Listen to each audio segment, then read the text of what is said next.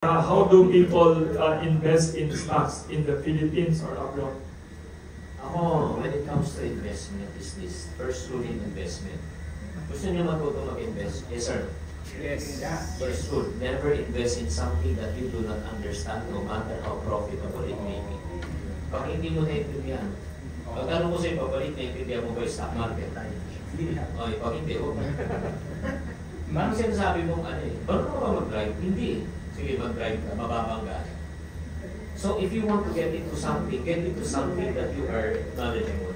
So anong magandang investa ng maraming pera ngayon? Yung mga, let's talk about safe muna. Kasi alam mo, pagdating sa investment, huwag kayo magpapasilaw sa ano ha. Mamaya pag-usapan natin. Yung mataas. Oo, yung mataas na interest. Mamaya pag-usapan natin yun. Pag-usapan muna natin How to avoid scam. Oo, pag-usapan muna natin yung safe. Sino may 500 pesos dito? Di ba daan? Kapag wala, pipila kayo dito mamaya? Hindi, may 500. Yes or no? Yes. Ang pinaka-safest talaga, pag-ibig MP. Pag-ibig MP2, kung pag-ibig member kayo, di ba daan? Based on, the past 5 years, no, Wilson, we're talking about an average of 6 to 7% interest per annum ang kanyang performance. And then the good thing about this is ano daw po yan? tax-free. Tax-free. 20% yung nawawala dyan sa mga investment ito, walang tax. Oo nga, malaki yung interest. And ang second safest to invest is e-banks, electronic banks. Totoo ba yun? Yeah, okay, just let me explain. Kasi may traditional bank at saka may electronic bank. Yeah.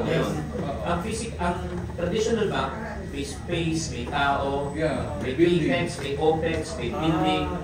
So ang laki ng overhead niyan, at saka ang laki ng capital expenditure.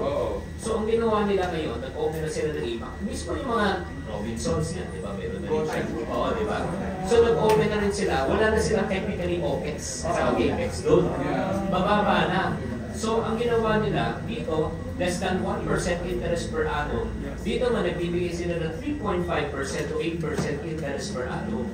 How come they can afford to give a higher interest? Because they don't have capex and opex. Anong example? Robinson? Baka nag-endorse na ako dito. Okay lang. Like for example, GoTime, CIMB, di ba? Sa GCash, meron din. Diba? Sa Paymaya, meron din. So, make sure lang, when you invest in mga ganito, they must be covered by the PDIC, Philippine Deposit Insurance Corporation, by 1 million pesos. Check. So, the way to go around it, kung may 10 million ka, kung yun naman ko. They open ka sa saktong bangko, kagwa 1 million. So, over lahat yan. So, that's the second one. I think, kung gusto nyo lang talaga, alam mo, for simple people just like us, na hindi man isipin, ito yung two best route. Yung the other routes na iisipin natin, ako medyo risky and tricky na yun. And then kung mayroon kang mas maraming pera, aside from what I mentioned, the safest investment you can get to is real estate. Lupa. Kahit sa probinsya mo, bumili ka ng 100,000 na lupa, after 5 years, hindi mo na 100,000 na yun.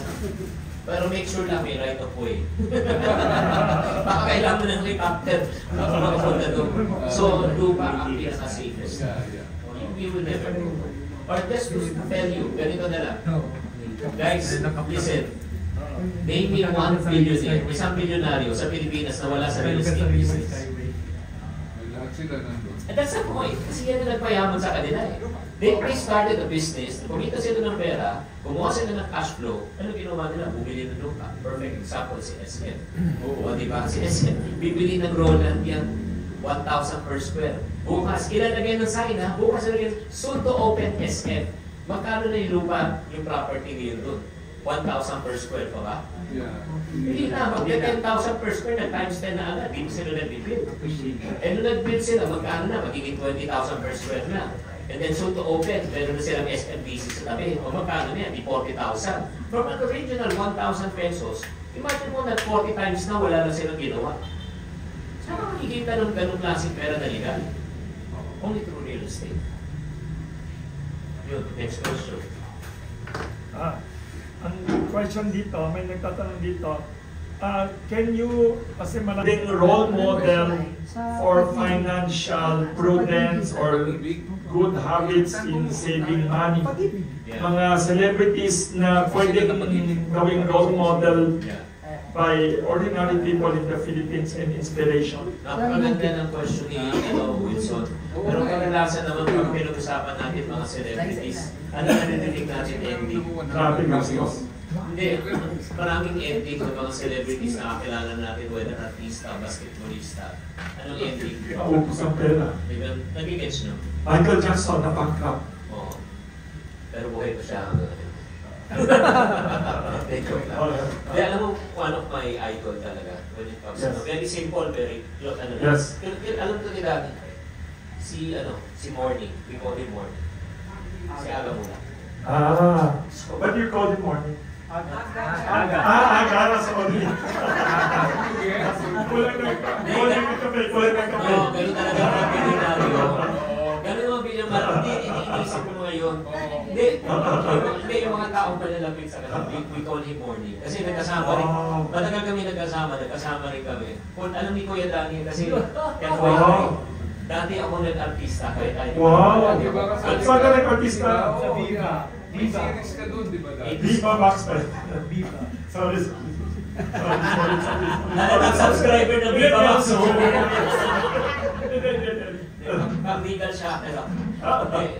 Yun na nagkasama kami sa mga TV series.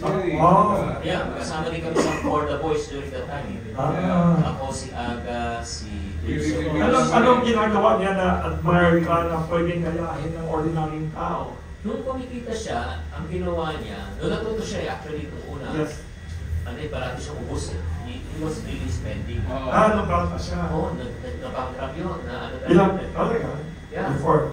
Tapos nung natuto na siya, nung kumikita na siya, ang unang investment niya, sinabi niya sa akin, lupa. Lupa siya. He bought properties.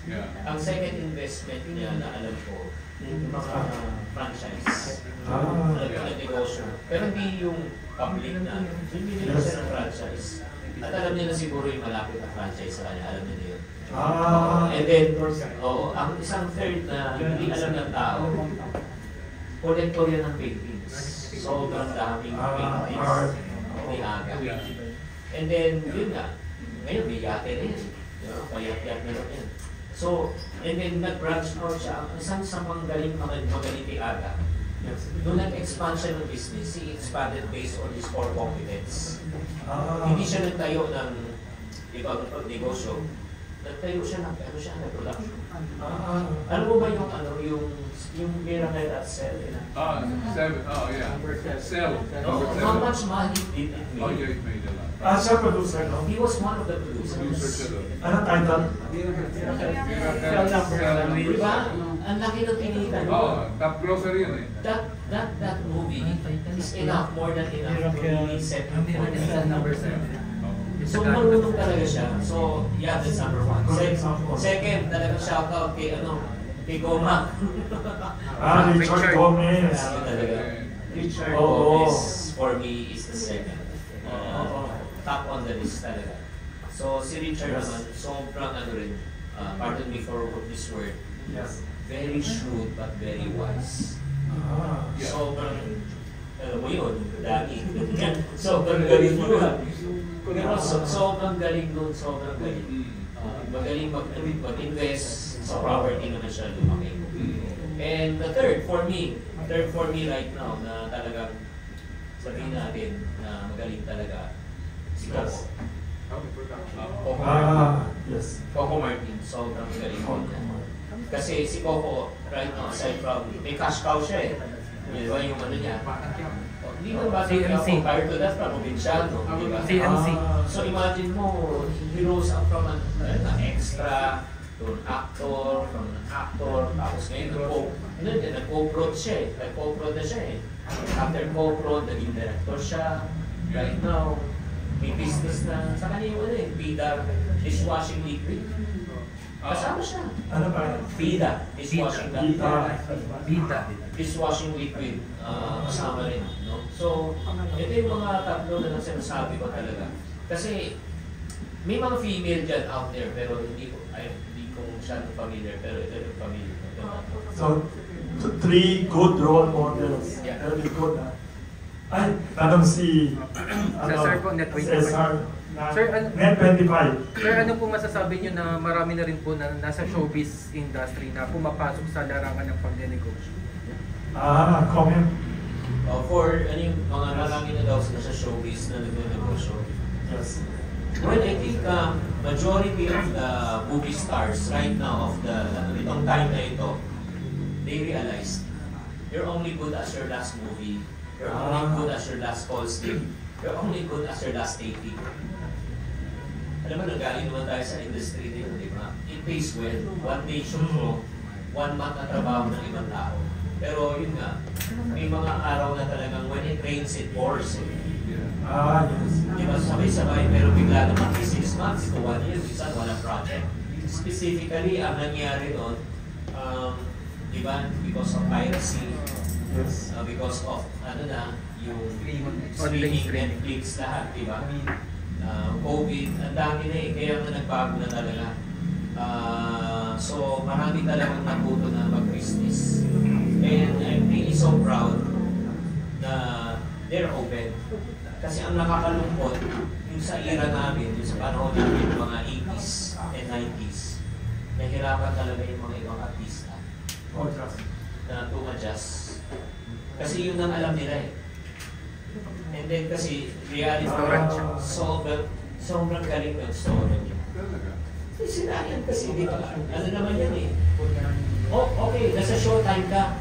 Pero kung kukumpara mo yung sweldo niya kay Vice Ganda, ang layo. Yes. Kasi hindi porket nasa TV ka, may pera ka eh. Di ba? Hindi porket broadcaster ka sa TV, may pera ka eh. Kung alam niyo lang kung anong PM. Di ba? Hindi eh. Mababa. Pero yun nga, magaling siya, nag-ipon siya, then anong ginawa niya? Nag-business siya. Restaurant. Masarap yung restaurant na maliit dyan. Tapos pinalaki na niya. Yeah, marami na siyang restaurant right now. Yung latest na yung I think, ano yung pinuntahan natin restaurant? Yung sa Podium ba? Podium. Ano yung pangalan niya? Korean food. Yeah. May saan beauty parlor kaya siya. Meron na rin sa loob. Sa loob. So, nagigets nyo? No, that's the reason why, guys. That's good, nag-invite na. Let me address to all of you right now. Guys, even kayo na sa, I highly recommend na aside from your career that you're practicing right now, ako na makikiusap sa inyo, never put your eggs in one basket. Learn how to diversify. When you say diversify, hindi lang sa investment yan. In terms of your cash flow. When you say cash flow, I'm happy that you're all here, di ba? Pero ang problema lang kasi sa ganitong klaseng work natin. You show up, you get paid. You don't show up, you don't get paid. So in other words, ano siya eh, ang tawag ng active income. But this is the flow of the system. Ano yung flow? The moment you stop working, you stop earning, but you don't stop spending. Nagigets nyo? So kailangan mag-isip tayo, ito yung unang income ko, poprotektahan ko. Ito yung main point, day job ko to eh. On top of that, kailangan meron pa tayo ibang income. Passive. Not only passive, but also, yung tinatawag kong MGM, repeat after me, MGM. MGM. Munggo, gulay, mangga. Akala pa sa US. Hindi. Munggo, gulay, mangga. Ano ito munggo, gulay, mangga method? Munggo, pag nagtanim ka, after a few days, okay, kain ka na. Gulay, tanim ka 30 days, kain ka. Mangga, tanim ka 7 taon. Matagal. Okay, pero 7 taon. Pero pag tumubo mangga mo, dire-diretso yun. Yeah. Tama mali. Karamihan sa atin right now, meron tayong gulay na income. Di ba, you work for a publishing house or company, you get a salary. That's good. Pero on top of that, dapat mag-isip ka ng munggo income. Ano pang pwede kong gawin ng munggo income that I can create na walang conflict of interest with my original income? And then, ang gagamitin ko, pag kumikita ako ng munggo income, ano gagawin ko? Itatanim ko ngayon sa mangga. Para pagdating na panahon, pag tumigil na ako, yung mangga na magbibigay sa akin na. Yeah. Nag-gets nyo? And then probably some of you are asking also, ano magandang negosyo ang papasukan ko? Diba? Parang isang OFW nagtanong sa akin, chef, magpuporgod na ako change sa Pilipinas, ano magandang negosyo sa'yo? Sabi ko, tanong ko, ano yung trabaho mo, chef? Ano mo bagay sa'yo, chef? Hardware store. Sabi siya, ano wala mo sa hardware store? Ano alam mo, chef? Ano yung pinakamalapit na negosyo, chef? Sabi restaurant. O, nagtanong ka pa, nakakainis kang kausap. Imagine mo, yung 30 years of experience mo, itatapon mo para mag-uumpisa ka sa zero. So, kayo na rin, in your case, anong alam nyo? Ikaw alam mo mag-shoot. Anong ginagawa mo? Baka pwede kang mag-shoot on your own, or if not naman, pwede kang sumama sa isang vlogger on your weekend. Pwede kang mag-shoot and everything. O ganyan, magaling ka magsulat. You can write, o kung magaling ka sa PR. Diba? Ang dami na kailangan ng PR ngayon. Bakit, guys? Ang dami ng personalities ngayon. Even a social media personality right now needs a PR person. Do you follow? There's so much opportunity. Stick to your core competence. Correct. May nagtanong naman dito, Mr. Chingitan. One of the biggest... Utang, isang mabuti at isang masama. Ang mabuting utang, nangutang ka, namig-balik at ganansya. Nangutang ka at 5% per month. Bumili ka at 20%. Kumita ka 20, bayaran mo yung 5, kumita ka 15. Tama mali. Huwag ka matatakot sa utang. Want to avoid daw sa utang. Oo, huwag ka matatakot. Pero yung may pangalawang utang na dapat katakutan, yung masamang utang. Yung masamang utang naman, nangutang ka, walang balik, walang ganansya. Utang mo, binayin mo ang kuryente. Oo. Tapos binayin mo sa hospitalization. Ito yung technically yung utang na sinasabi, pwede mo nakilista sa tubig. Wala na balik. Diba? So, in other words, ito lang ako nakikiusap ako sa ating mga kababayan. Dati, ang hirap mangutang. Yes. Unang, mangungutang ka sa mataas na interest. Alam niyo na, no mentioning of ethnicity. Alam niyo naman. Diba yung may dalang payong. Diba? 20% yun. Pero ngayon, ang dali na mangutang. Hindi mo na kailangan pumunta sa tao. Mag-open ka lang ng app mo sa cellphone mo, papangutangin ka na. Pero yun nga, mag-ingat-ingat kayo sa mga online lending app right now, guys. Sasabihin nila sa inyo, 0.75% lang ang pautang namin. No? 0.75. Of how much? Of how long? Per day. Daily yun. Per day yun? Per percent? Oo. 0.75 times 1 ng 30 days yan, that's around 20+% pa rin. Times 12. Mumbai, nasaan? Ay, So yung so worse pa siya. No, yung 5.6. Yung 5.6, ngayon yung ginawa na sa online. Pero mas worse pa to. Ito pang worse, pag hindi ka nakabayan, check ka, nasa social media ka na. Nasa social media ka na, sasabihin sa iyo na, oo, di ba? Ang sabi nyo, ano yun? Shaming public shaming. Iiyain ka. Oo. Talaga? Wow. Tapos papadala ka pa minsan ng corona, ng patay. Talaga? Oo. Grabe naman. Yes. Yes. Insalve Asis, editor of Filipino Star ngayon and Pangmasa newspaper. President. President of Society